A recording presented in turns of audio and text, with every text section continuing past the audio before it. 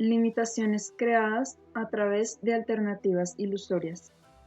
Saludos mis muy queridos amigos, Dios los bendiga a todos, bendita sea esta conferencia, bendita sea su comprensión para que puedan asimilar correctamente el contenido. Me gustaría empezar la conferencia de esta noche con una breve descripción de la realidad espiritual y compararla con el cuadro que representa a la humanidad cuando se le ve desde un punto de vista más alto. Esta perspectiva tiene relación con el tema del que vamos a hablar. En realidad, el universo está muy abierto y todos los humanos se pueden mover libremente en él. El universo está verdaderamente a su disposición, con su variedad infinitamente rica de experiencia, realización y energía. Ustedes pueden usar todo esto. Verdaderamente pueden explorar las posibilidades de dicha que están abiertas a ustedes. En efecto, pueden ser amos de este maravilloso mundo en el que constantemente se expanden a experiencias más dichosas, a mayor sabiduría y poder, a ámbitos más amplios y mayores profundidades de ser. Sin embargo, debido a varias circunstancias, sencillamente no se dan cuenta de este hecho. Dan por sentado que están atados y aprisionados en un mundo limitado, donde se hallan cercados por fronteras que no pueden penetrar ni controlar. En esa suposición de un universo limitado, no hacen uso de los poderes universales que llevan dentro, destinados a su placer y expansión, a su crecimiento y experiencia. Al no hacer uso de estas fuerzas, se inactivan y crean así cercos imaginarios que no tendrían por qué existir. Imaginen espacios abiertos que contengan toda la belleza del mundo, todo lo que un individuo podría necesitar para su disfrute. Pero las personas no ven estos espacios abiertos, no ven los poderes, las fuerzas, los recursos y las bellezas que los rodean. Cierran los ojos con miedo y creen que viven tras muros cercados. Aunque no hay una prisión y no hay cercos en realidad, si creen y actúan como si no pudieran moverse de un punto, el efecto será el mismo. Pueden esperar mucho tiempo a ser liberados de esta posición indefensa y pasiva, pero mientras no descubran que lo único que tienen que hacer es reconocer su libertad, permanecerán cercados. Esta es la relación entre la realidad y la ilusión. La ilusión parece real, pero solo mientras crean en ella. Los cercos podrían derribarse instantáneamente, con un gesto, pero como no saben esto, deben encontrar su propia manera de descubrir la inexistencia de los cercos. No hay otra posibilidad. Otros pueden decirles que es así, y tal vez incluso crean lo que oyen, que podrían abrir los ojos y empezar a salir usando sus facultades innatas. Sin embargo, tienen miedo de intentarlo. Tal vez escuchen, pero no se atreven a hacer lo necesario para salir a la gran e inofensiva libertad. Tienen miedo de la libertad y escogen más bien el sufrimiento innecesario. Pero un día descubren con asombro la facilidad de la realidad, su generosidad, su abundancia, su estimulante paz, y se preguntan por qué le habían tenido miedo, por qué habían optado por prohibiciones autoinfligidas. Los cercos rara vez son solo simples constructos. Son laberintos complicados, productos de sus falsas suposiciones y de las actitudes contradictorias que reúnen. Su tarea en la Tierra es encontrar la salida de estos senderos laberínticos hacia la libertad y la liberación que este camino promete. Algunos de mis amigos ya han tenido vislumbres ocasionales de esto. ¿Qué influencia personal tiene sobre sus problemas, sus actitudes actuales o sus bloqueos esta descripción de las formas espirituales?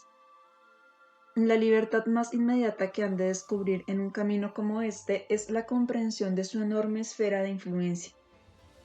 Cuando una persona finalmente reconoce la importancia de la causa y el efecto en su propia vida, el resultado es una actitud enormemente diferente hacia la vida. Por lo general, ha de emprenderse algún trabajo preliminar antes de que el patchwork los lleve a esta comprensión. Tal vez hayan descubierto muchas imágenes, hayan entendido diversos problemas y conflictos, y sin embargo no tengan la más mínima noción de las causas y efectos inmediatos ni del papel independiente que desempeñan en su destino, en lo que parecen ser circunstancias inalterables. Por ahora no me refiero a conexiones místicas de más largo alcance, a condiciones kármicas, a causas y efectos que se eliminan una, dos o 10 veces, sino a vínculos visibles de causa y efecto, es decir, visibles si uno elige ver y entender. ¿Cuántas veces todos ustedes sienten y piensan y temen y desean como si su actitud y su comportamiento no tuvieran ninguna influencia sobre el resultado deseado?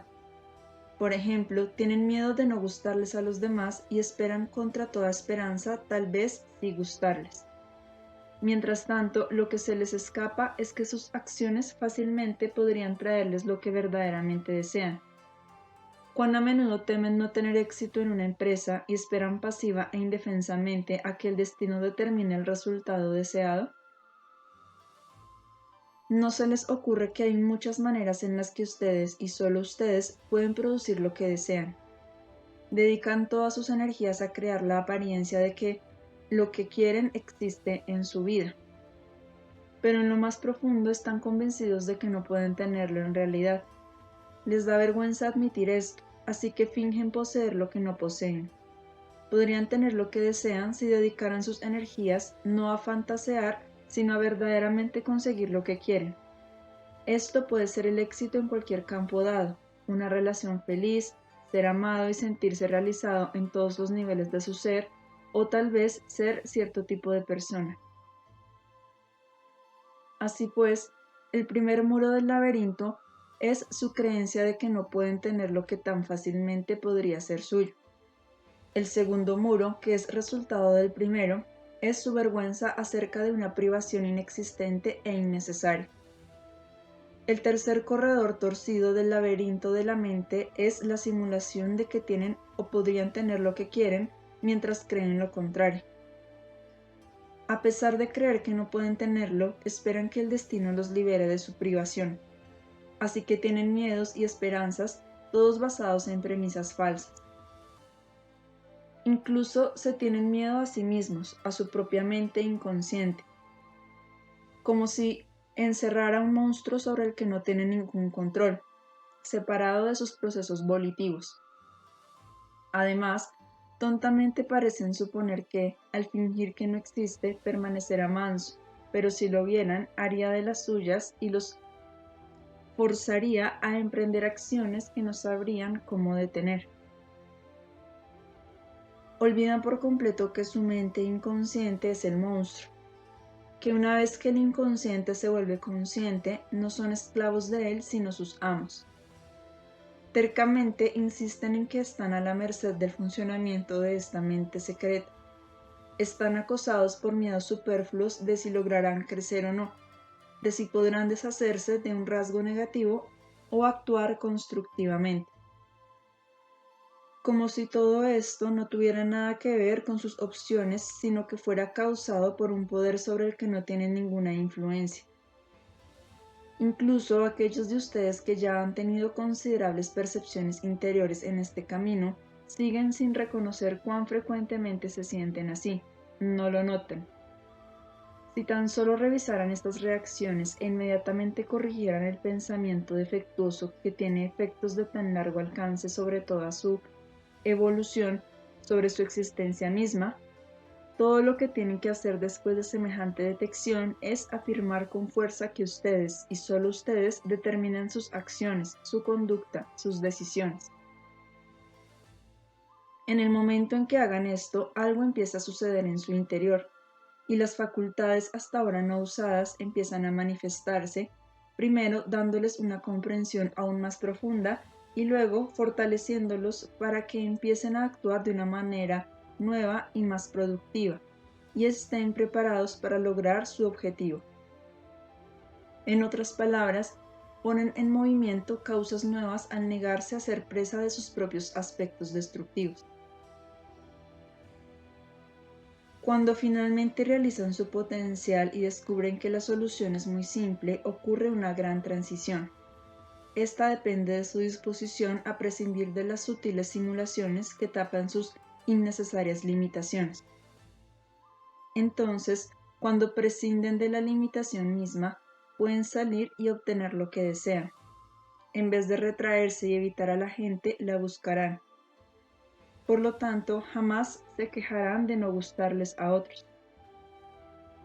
En vez de causar una parálisis de sus mejores facultades, las descubrirán y las usarán.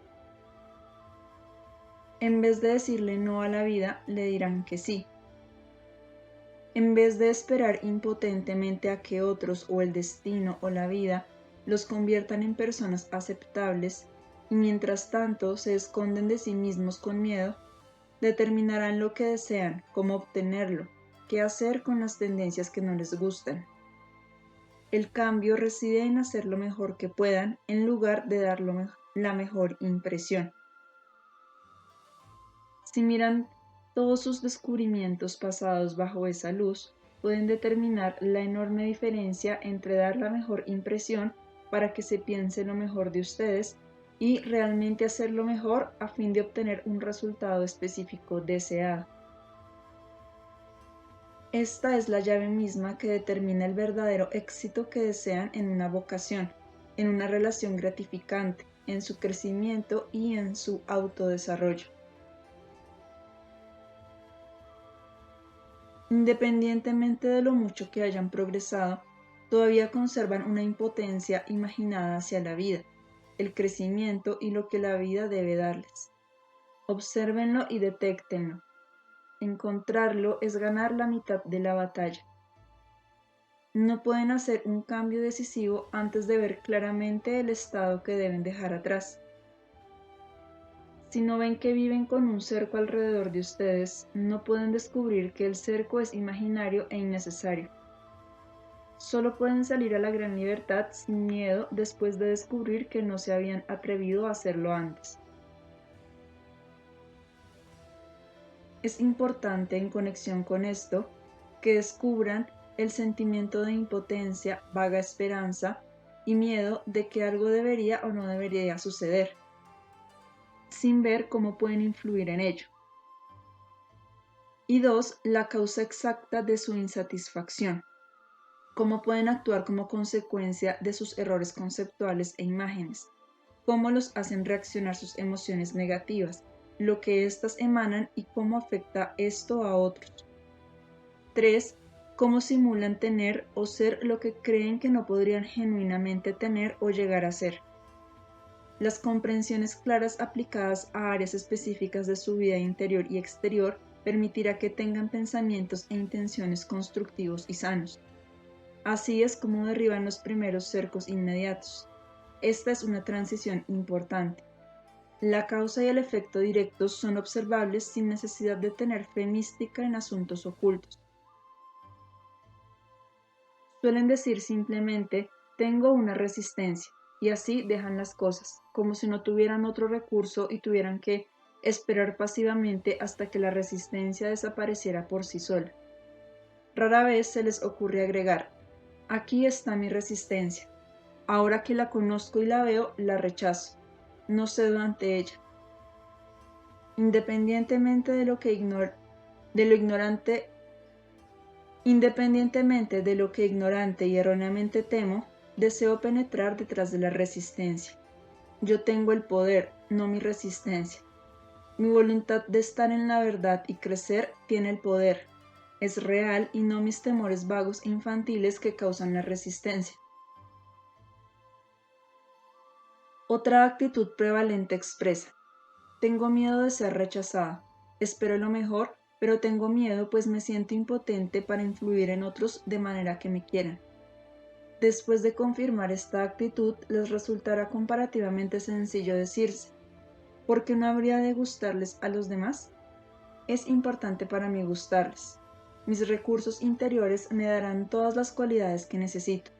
Saldré y me interesaré genuinamente por la otra persona, en vez de solo fingir. Cuando esté dispuesto a agradar a otros tanto como deseo que yo les agrade, me gustaré más a mí mismo porque no habrá un intercambio, demanda o simulación de mi parte.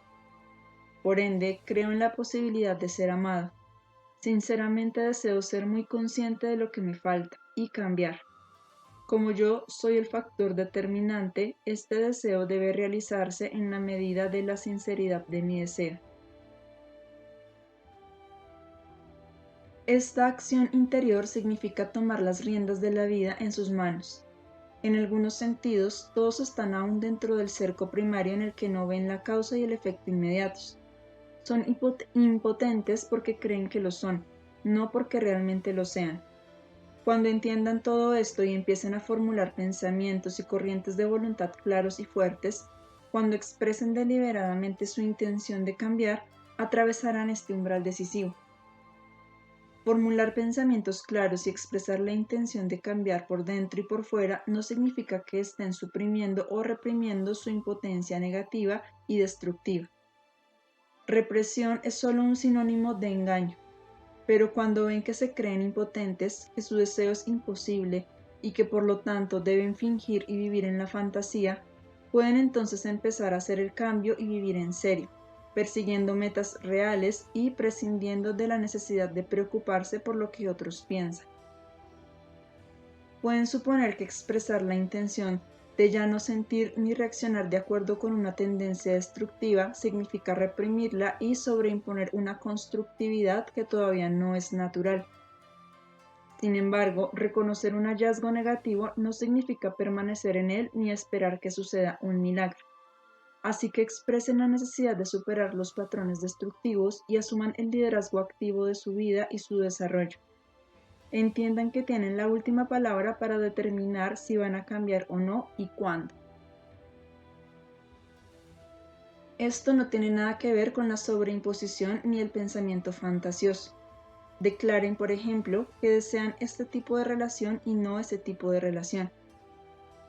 Declaren que desean un tipo específico de autoexpresión, vocación o profesión. Fíjense la meta que realmente desean alcanzar. Luego podrían preguntarse qué piensan hacer para alcanzarlo. También pregúntense si creen o no en la posibilidad de alcanzarlo. Si la respuesta es no, ¿por qué dudan? Aquí está el vínculo directo de causa y efecto que deben reconocer claramente antes de que puedan ver los vínculos más remotos. Cuando la causa y el efecto no puedan vincularse inmediatamente, cuando estén alejados una o varias veces, el statu quo debe aceptarse temporalmente, pero solo mientras la causa y el efecto permanezcan oscuros. En el instante en que los vínculos más remotos aparecen, el efecto es el mismo que con los vínculos obviamente directos de causa y efecto. El resultado negativo se disuelve instantáneamente y se crean efectos nuevos. Pero, ¿cómo pueden llegar a ver los resultados más remotos, es decir, los resultados kármicos, cuando no ven las conexiones obvias e inmediatas, accesibles a cualquiera con sentido común que esté dispuesto a vencer la resistencia? Si no pueden ver lo que pueden hacer ahora mismo para cambiar lo que hay en ustedes, que constantemente crea resultados indeseables, ¿cómo pueden adquirir una visión más amplia de causa y efecto, tan frecuentemente adjudicada a un destino insondable?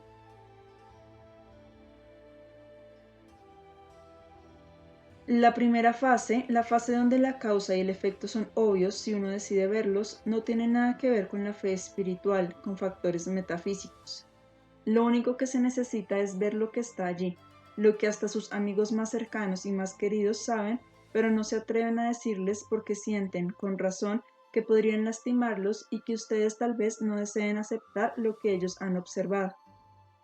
Debido a su ceguera autoinfligida y temerosa, ustedes están paralizados, no se mueven cuando deberían moverse. Para compensar, luchan y se mueven demasiado cuando deberían estar serenamente quietos. Estoy hablando de los movimientos internos del alma.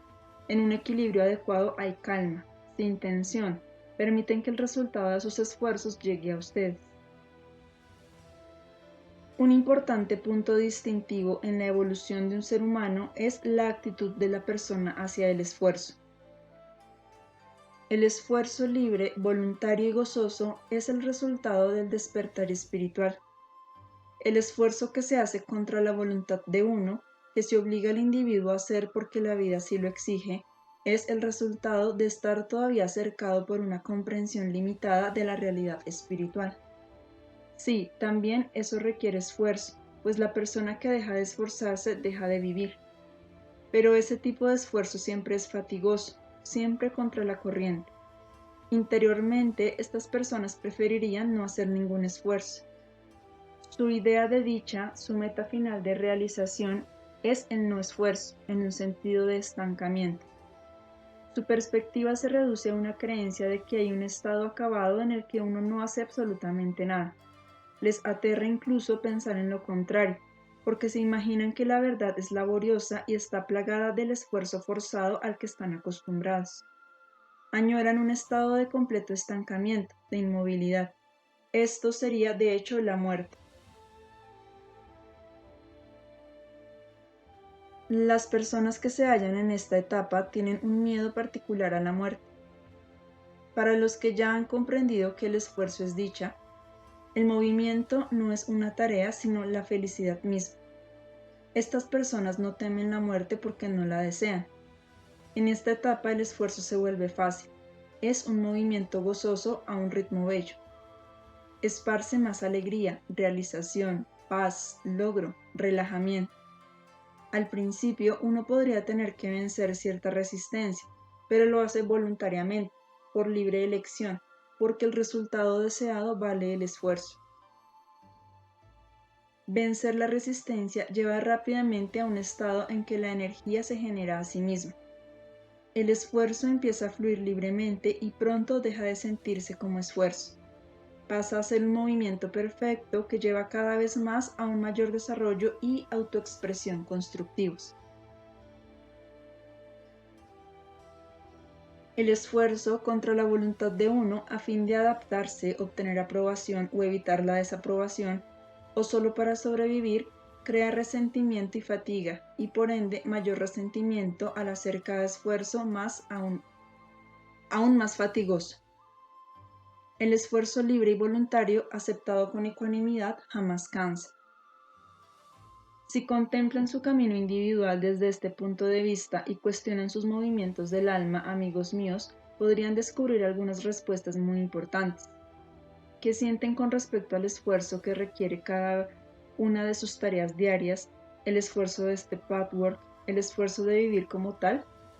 Tienen que ser constantemente empujados, tal vez por ustedes mismos, así como por la vida, mientras otra parte de ustedes se resiste. Si este es el caso, el resentimiento contra la vida debe ser más fuerte que de lo que piensan. Es importante determinar esto. O han llegado, al menos en ciertas áreas, al punto en que su esfuerzo fluye libremente, donde ya se han vuelto parte del impulso, donde el esfuerzo autogenerado los conduce y ya no tienen que ejercer una disciplina. En este caso ya no sienten el esfuerzo, sino el movimiento y lo disfrutan. Entonces ya han traspasado en verdad un umbral importante. Pero el esfuerzo voluntario tiene que ejercerlo primero el ser, a fin de que genere el impulso suficiente para que fluya libremente. Cuando esto sucede, todos los bloqueos, todos los problemas, todos los cercos pueden eliminarse con la mayor facilidad. Querer y expresar el querer, ejercer suficiente esfuerzo, sin resentimiento, es posible solo cuando se entiende que este esfuerzo no lleva a la dificultad, a la esclavitud ni al sufrimiento, sino a una experiencia feliz, a la libertad y al placer. En el transcurso de los años hemos hablado ampliamente de que los errores conceptuales son responsables de todo el sufrimiento. Esto incluye los cercos ilusorios y el esfuerzo fatigoso, resentido y cansado. Las personas se ponen en la paradójica posición de agotarse en una prisión que no existe. Trabajan como esclavos y se lastiman con el esfuerzo de agitar las barras ilusorias de la prisión, y al mismo tiempo se niegan a salir y moverse libremente hacia una mayor expansión, un dominio gozoso de su ser y la dicha universal. En la búsqueda de imágenes, en el autodescubrimiento, siguen encontrando cualquier cantidad de errores conceptuales generales y personales. Ahora bien, mis queridos amigos, si toman todos estos errores conceptuales, los juntan y buscan un común denominador, Inevitablemente encontrarán que cualquier conclusión equivocada apunta a un concepto limitado de la vida, la creación, el universo y el ser. Sufren porque creen que el sufrimiento es necesario e inevitable. Si creen que deben sangrar, se cortarán. Entonces verán confirmado su error conceptual. Esta es la naturaleza de todas las imágenes.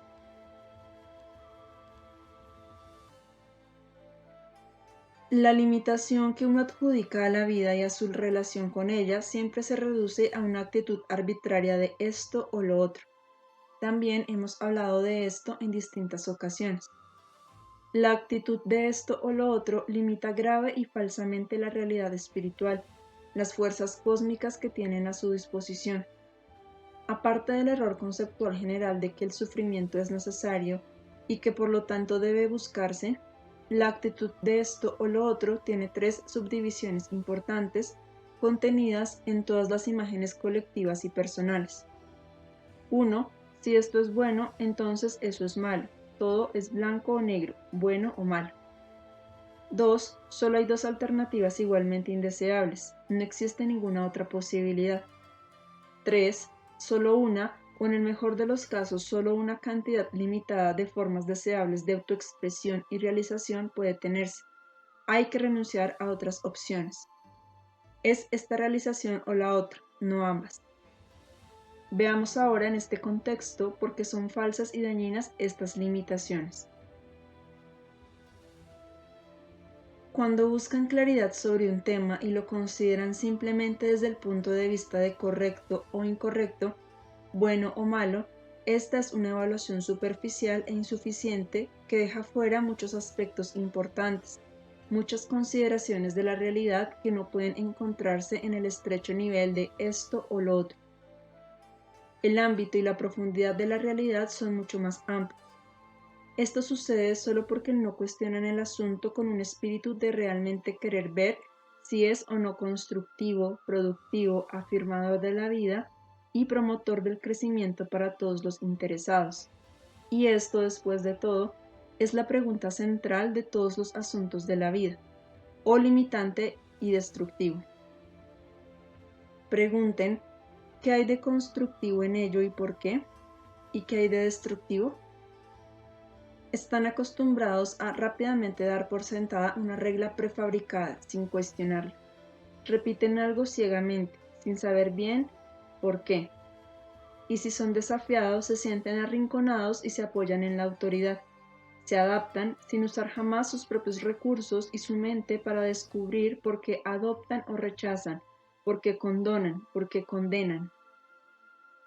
No se les ocurre pensar que otras consideraciones aparte de bueno o malo podrían aplicarse a un tema.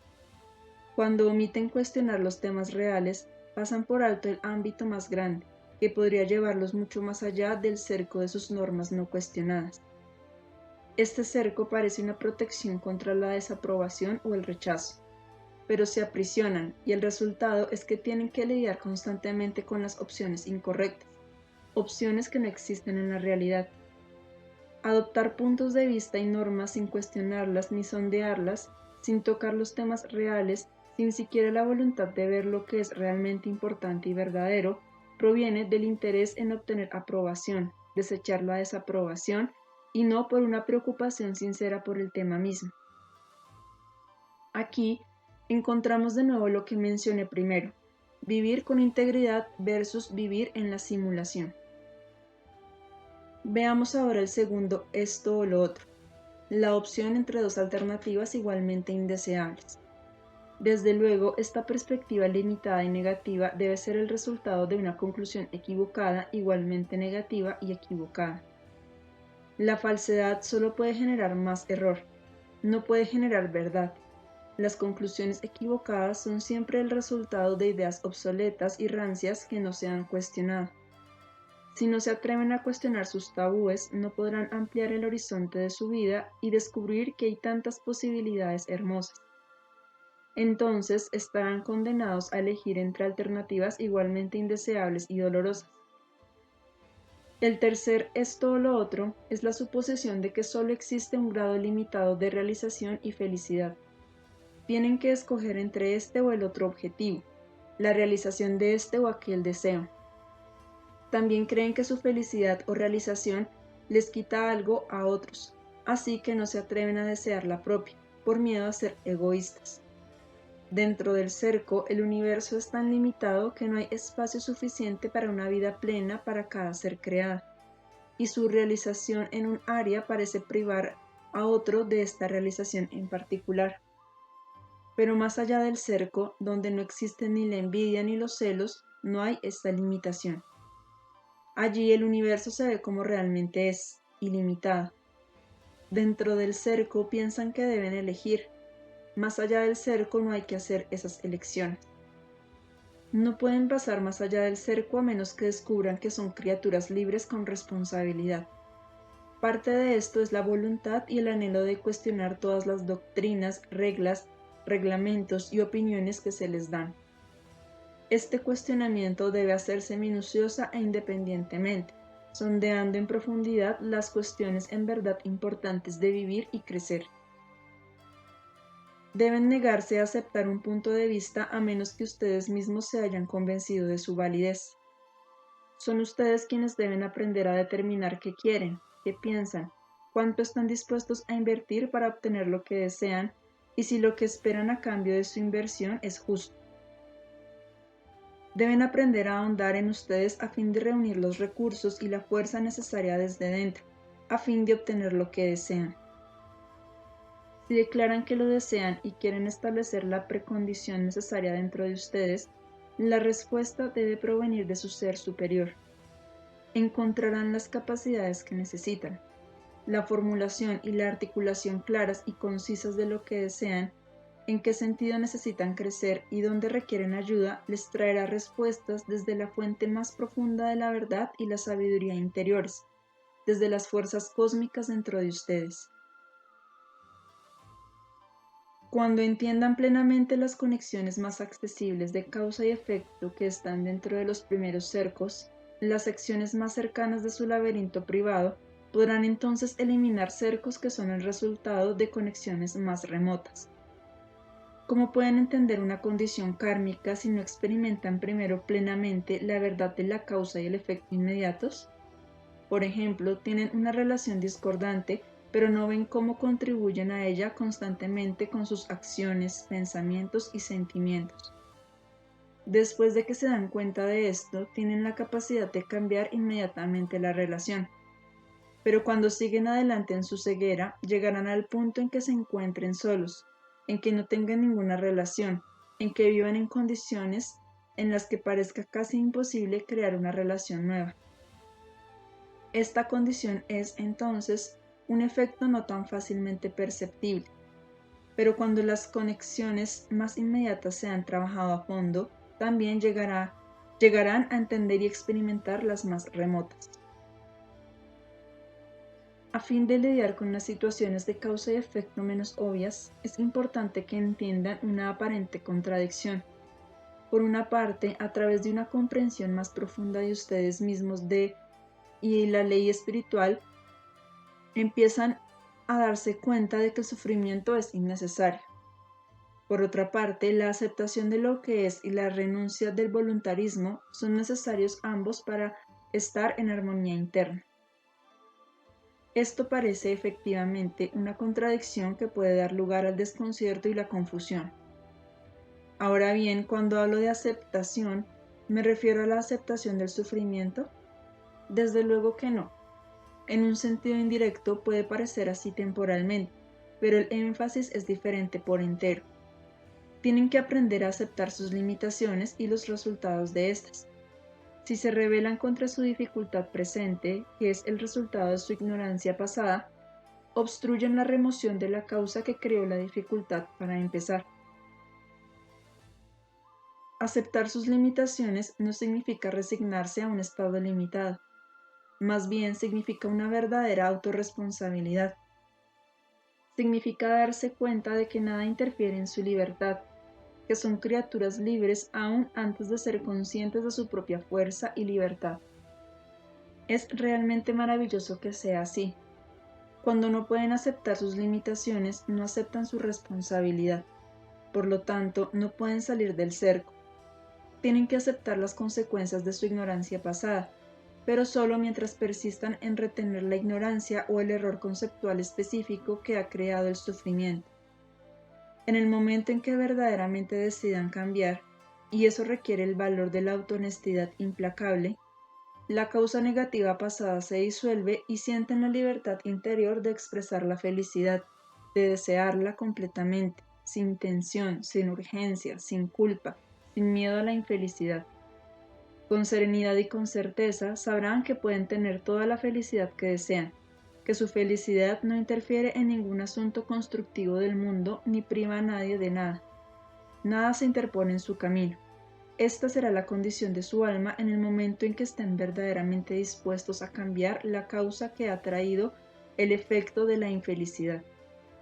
Cuando tomen sin titubeos esta decisión, entonces las conexiones de causa y efecto más lejanas también se volverán inmediatamente accesibles. Cuanto más establezcan y experimenten los vínculos entre causa y efecto, más seguros se sentirán y más confiarán en la naturaleza del universo y su carácter benigno. A medida que rompan cerco tras cerco, emanarán una corriente de confianza que tendrá su efecto positivo. En otras palabras, cuando se encuentren en una posición que evidentemente es el resultado de una larga reacción en cadena de creencias negativas y errores conceptuales, ya no se sentirán impotentes acerca de su condición. Al cambiar su conciencia interior, expresarán confiadamente su deseo de realización, con el conocimiento de que esto va de acuerdo con la realidad espiritual. Así construyen una condición nueva. Esta expresión de confianza es posible después de experimentar una y otra vez su verdadera individualidad y sus resultados, lo contrario del aprisionamiento y sus resultados. La convicción de que la ley de causa y efecto debe cumplirse traerá su prueba. La confianza que emiten debe regresar a ustedes.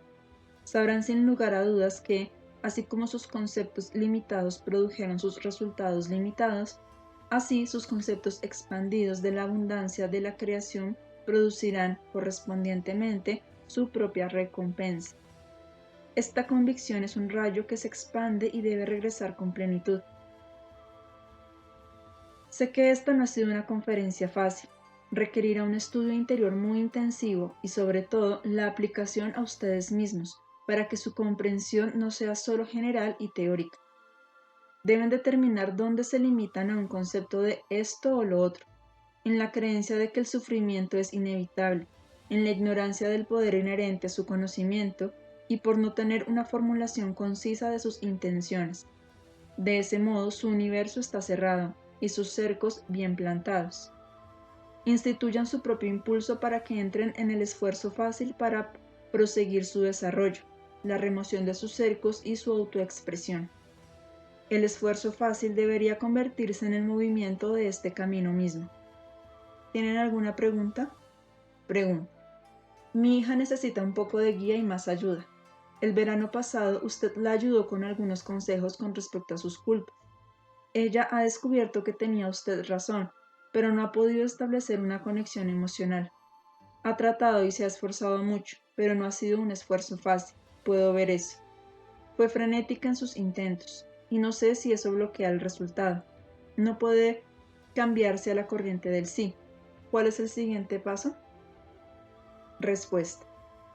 A veces es imposible indicar un siguiente paso específico, pues esto depende de cómo responda la persona. Cualquier número de aspectos podría conducir al mismo problema. El siguiente paso podría ser cuando ocurra una respuesta interior.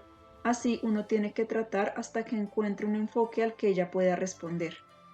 No importa cuál sea el ángulo.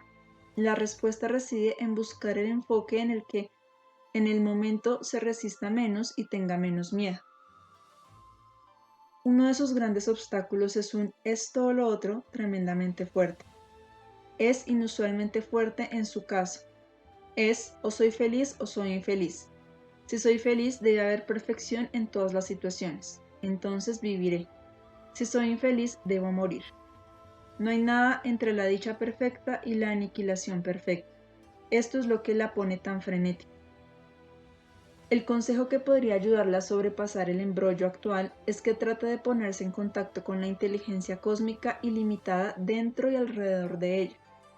Ayudarla a ver que esto o lo otro es algo falso e ilusorio. Mientras los humanos deseen experiencias positivas por miedo al opuesto negativo, viven en la confusión y el error. Por lo tanto, sus pensamientos y emociones están abarrotados con escombros y son una obstrucción más que una ayuda hacia la adquisición de lo que es benéfico. Esto es lo que expliqué sobre la aparente contradicción entre la aceptación y el conocimiento de que el sufrimiento no es necesario. Es difícil alcanzar el estado de expresar una corriente del sí para la felicidad cuando uno teme lo opuesto. No importa por qué camino lleguen a la verdad es que no hay nada que temer, no hay sufrimiento. Pueden llegar a esta conclusión descubriendo que es innecesario aceptar el sufrimiento y pueden lograr deshacerse del miedo. O pueden llegar a la misma conclusión teniendo que atravesar el miedo a fin de descubrir que era una ilusión. Detrás del muro del sufrimiento aparente o de la aniquilación o el temor se encuentra la realidad espiritual de la dicha eterna e inmutable. En su meditación deben trabajar con este factor, expresando el deseo de adquirir un concepto verdadero sobre su miedo frenético. Entonces desaparecerán los bloqueos y el camino se abrirá. Si verdaderamente desea eliminar la amenaza imaginaria, formular concisamente lo que teme y luego desea convencerse de su irrealidad, la respuesta debe llegar. Siempre que uno medita de esta manera, de buena fe y con sinceridad, con toda su voluntad, las respuestas llegan.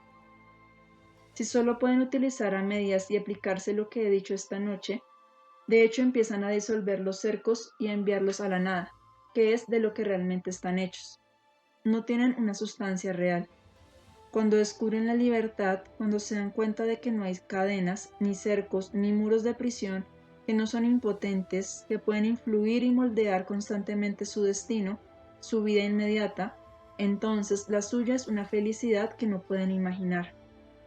Está en la valentía de vivir, en la belleza de experimentar, en la rica variedad de vivencias sin sentirse acosado y en la dicha de crecer constantemente y sin esfuerzo. Esta dicha no puede describirse. Todo esto les espera. Está ahí mismo, donde están ahora. Los bendigo de nuevo, amigos míos, con todo el amor que existe en el universo, con toda la fuerza. Hagan la propia, pues esta fuerza es fácil. Al conocer la verdad, deben descubrir que son en efecto libres para usar las riquezas que Dios tiene para ustedes. Queden en paz, queden en Dios.